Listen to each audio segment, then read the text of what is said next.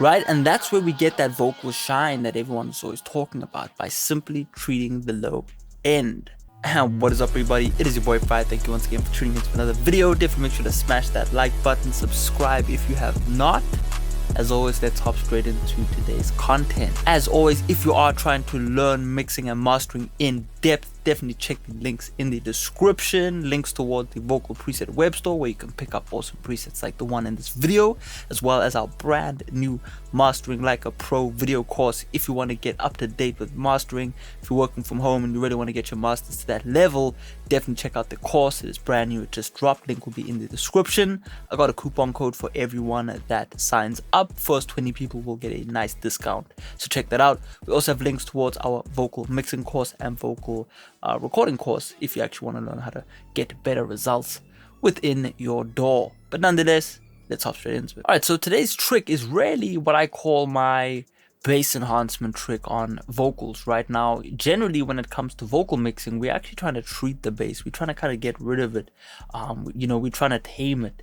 But this kind of does everything, but a bit backwards, right? So it's going to be a bit interesting. So firstly, as you can see, I got this EQ pulled up, and it is the wonderful Brainworks SSL 4000. Now again, you can use any EQ you like. I love the Brainworks SSL, definitely has a sound to it. You can use the native SSL as well. It's a really nice plugin. But as you can see right here, instead of me actually cutting, generally you'll see me cutting 200 Hertz on this shelving EQ, I'm actually boosting it by 4 dB. Now that's quite aggressive, right? Why would I do something like that? Well, the secret is that we are actually going to be treating our bass using a multi-band compressor as well. So if I just pull up these two, you can now see that we actually have 8 dBs of boost going on around the low end, right? At 250 boost, everything below that boosted by 4 dB.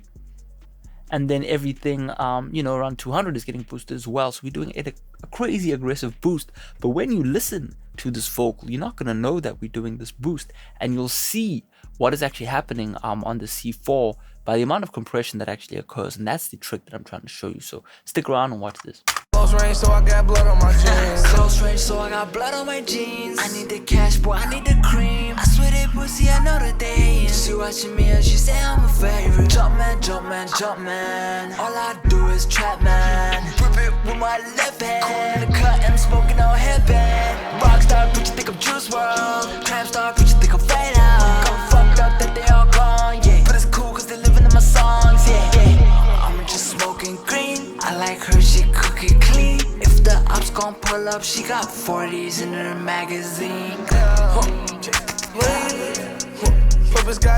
Right, really cool, right? But you wouldn't think that there's 8 dB of boost going on, right? But what is happening? What makes the vocal sound so magical? What makes the low end of the vocal sound so adaptive, right? And it is the compression that we are doing, right? And it is the boost going into the compressor that is everything, right?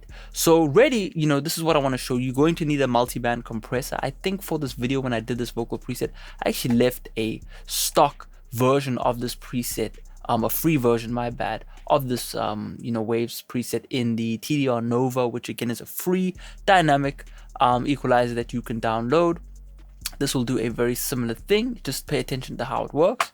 Close range, so I got blood on my jeans. Close range, so I got blood on my jeans. I need the cash, boy, I need the cream. Right, it's doing something very similar, okay? But what is essentially happening is that we are, for starters, as I said before, boosting by 4 dB. Then we're setting our range quite hot, right? So as you can see, minus 18, that's a very aggressive range.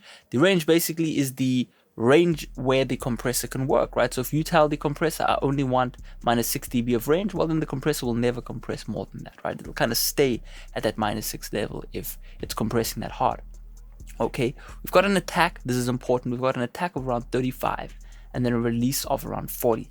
Now these values will slightly vary based on how fast the song is. So obviously if you're doing a really fast aggressive song, you may want to drop these values a little bit, but they should be a little bit conservative. A lot of people would consider 35 quite fast. It is very fast, but don't really go much lower than 20, 15. That's too low, right? Keep it around 25, and you should be good. Release, you might as well keep the same, right?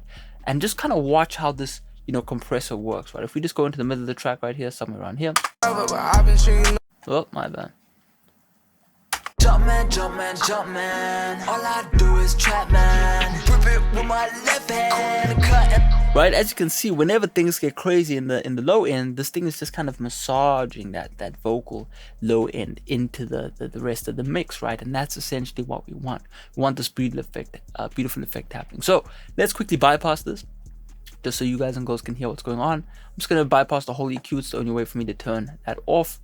And then we're gonna disable this low end kind of treatment. So listen to this, it's gonna be a lot different.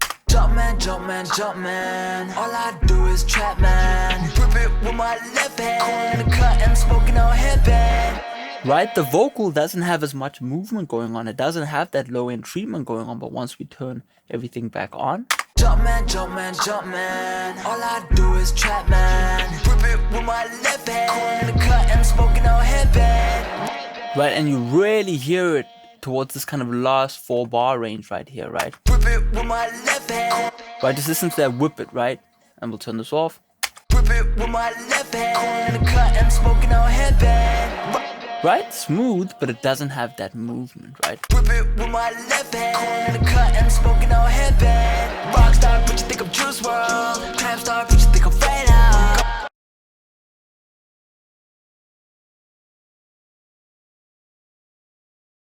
So hopefully you learned something in this video. Definitely go and slap this across your, vocal chain. Try it out. Get the Wave C4, get the TDR Nova, apply that SSL EQ, and I swear to you, on, I don't know, 1 in every 3 mixes, you're gonna end up using this technique. So definitely check that out. Definitely check out the preset in the vocal description if you like this. This, in my opinion, is a very timeless vocal effect sound. You know what I mean? Rest in peace, Juice WRLD.